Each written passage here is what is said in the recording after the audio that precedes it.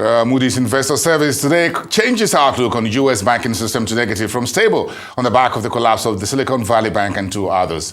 The rating agency's action follows Moody's warning that it either was downgrading or placing on review for downgrade 7 individual institutions. Let's keep up with the SVB crisis, the U.S. latest inflation, an outlook on next week's rate decision, and more. Putting all of these together for me now is Uchenna, Minnis. He's a global market strategist and managing partner at Minnis Asset Management. Great to see you. Thanks for coming through tonight on the show. Sir, so what do you make of the current global market shake-up on the back of the Silicon Valley Bank's collapse? Boston, this is just a situation of a cause and effect scenario, basically, we've had QE, quantitative easing, for a long time. And these guys don't understand anything else. And that's the truth. They've always been flushed with a lot of cheap money at zero interest monetary policy. And even at the time where the Fed decided to tighten their monetary policy, they don't understand what to do. And that's what you've seen. You've just seen recklessness, really, when it comes to their investment threshold and their investment policy. And that's what we're seeing. We're seeing very, what you call bad behavior, non-ethical approach to things where you're supposed to do the very bare minimum as regards to safeguarding people's money instead of taking some very funny and reckless risk. And that's what we're seeing, Boston. This is the effect of that, Boston. So you're not surprised that Moody's today pushed changes outlook on U.S. banks from stable to negative?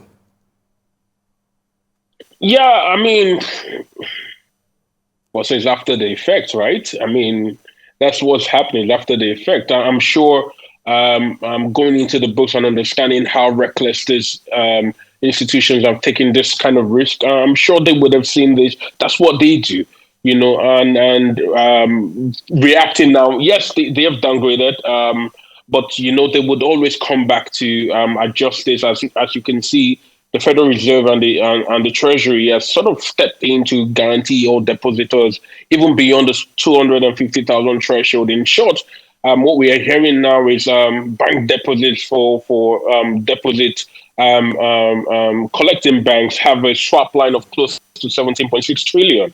So what we are getting to see is we're getting some sort of quantitative easing underneath the docks, and that's what they're trying to do to prevent the risk of bank runs from people going to banks taking up their money. So the Fed and the Treasury is trying to create the optics to say that everything is calm, and that's just what we're dealing with now, Boston.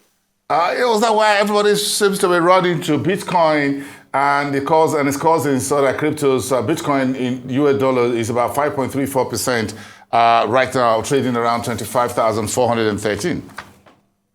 Yeah, I mean, yesterday you saw another 12% hike, bullish run in cryptocurrency. Boss, I've mentioned to you in a couple of our conversations that Bitcoin is driven by liquidity. Now, with what the investors and market participants are seeing, they are seeing that there is a Fed and the Treasury pumping more money into the system to protect these banks from failing. So where does those free money go to? And that's what these investors and market participants and traders are just front running and putting their money into this digital currency. That's what they're saying. They're just front running what the Fed is currently doing to protect these banks. Well, so you got U.S. inflation came in today at 0.4%, reading 6% on a year-on-year basis. So what's the tea leaves on this, and do you think this will move the hands of the U.S. FOMC on Tuesday and Wednesday? No, I think they might be in some level of conundrum. I know they were already suggesting of slowing their pace of hiking, but with what has happened with the possible risk of the SFB looking to fail, and they stop gapping coming in to prevent this from happening. And now you're seeing the inflation report trading at this significant level. I think the Federal Reserve would have to go into this. I'm sure all of the plans have been put away and what they already have prepared for this coming meeting. I think now they will have to revisit that and say something quite cautious and try to play both ends against the center so that you can appeal to both the risk of the banks being safe and that's you providing this extra liquidity. At the same time, trying to manage that inflationary pressure, because what we are seeing here is that this is not behind what they've claimed to be, and they would have to see the way to manage that. So it will all lie in the wordings and what they put out to the public during the release of their minutes. Next week is going to be very interesting. So where's my safe haven right now? Where do I run to? Should I fly into Bitcoin? Should I go into gold? Gold is still trading above 1,900 as we speak, trading water slightly by 20 basis points. But where should I go? Tell me.